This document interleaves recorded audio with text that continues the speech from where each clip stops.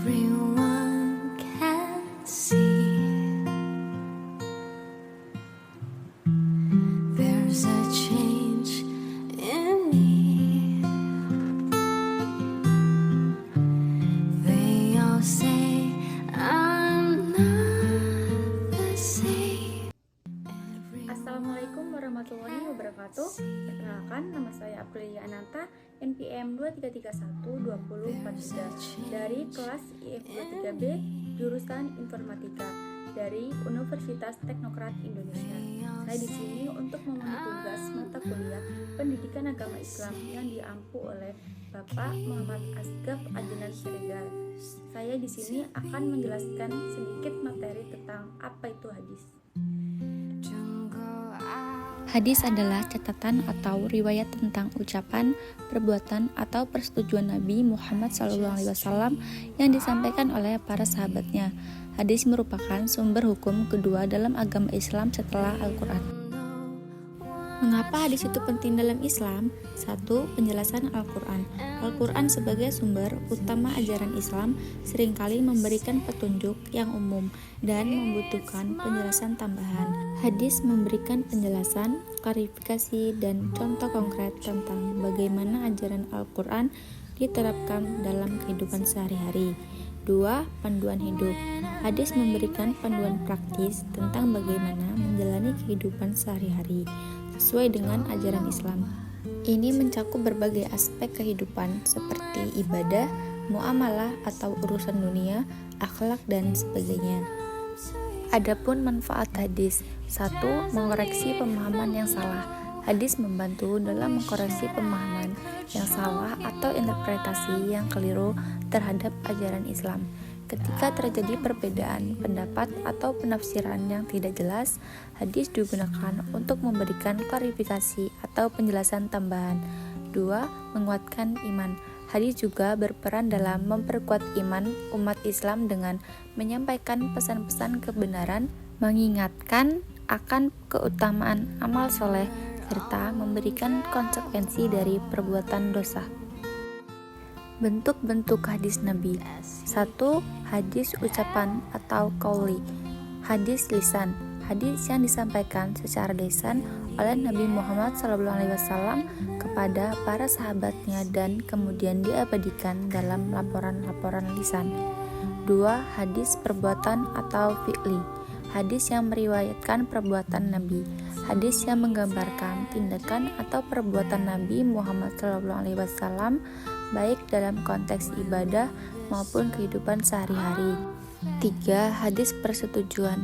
Hadis yang mencatat persetujuan atau diam Nabi Muhammad SAW terhadap suatu peristiwa atau pernyataan yang disampaikan oleh sahabatnya. Fungsi hadis. 1. Bayan at-takrir, berfungsi untuk menetapkan dan memperkuat apa yang telah diterangkan dalam Al-Quran.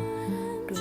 Bayan at-tafsir, berfungsi sebagai memberikan rincian dan tafsiran terhadap ayat-ayat Al-Quran yang masih mujmal, samar, atau tidak dapat diketahui.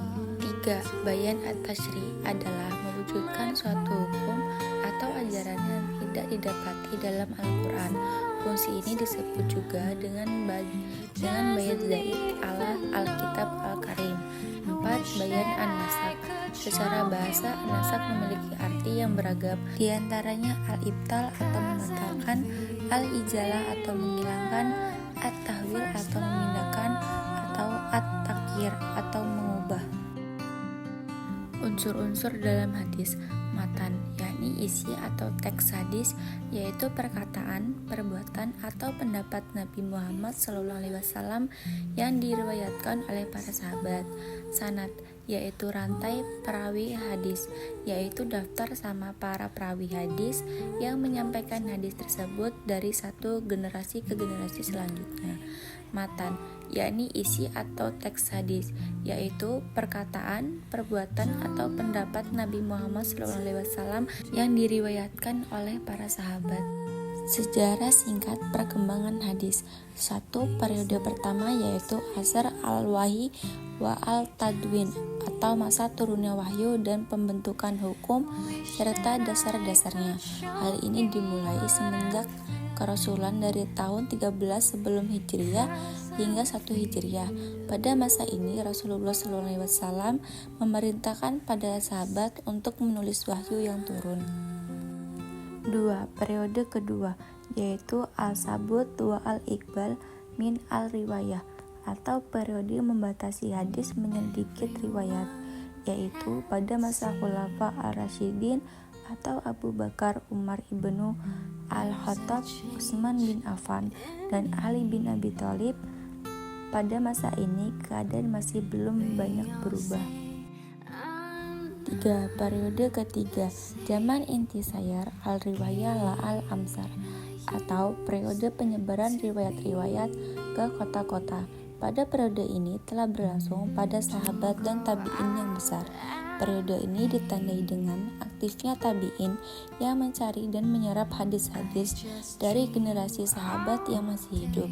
Pada masa ini juga telah populer sahabat-sahabat yang dijuluki sebagai endarawan hadis, yaitu mereka yang meriwayatkan lebih dari 1000 hadis. Salah satunya adalah Abu Hurairah yang telah meriwayatkan 5374 hadis.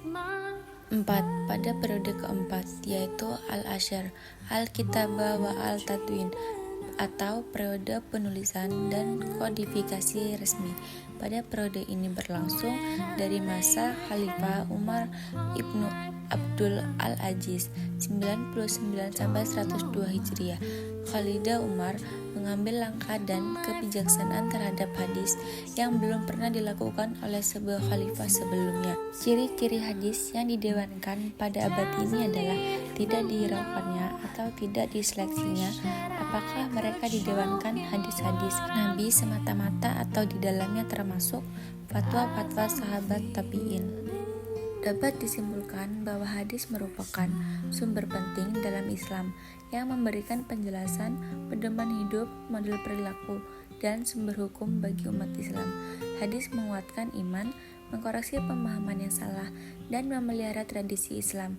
Dengan hadis, umat Islam memperoleh panduan yang kokoh dalam menjalani kehidupan mereka sesuai dengan ajaran Islam. Sekian penjelasan singkat dari saya. Saya akhiri, wassalamualaikum warahmatullahi wabarakatuh.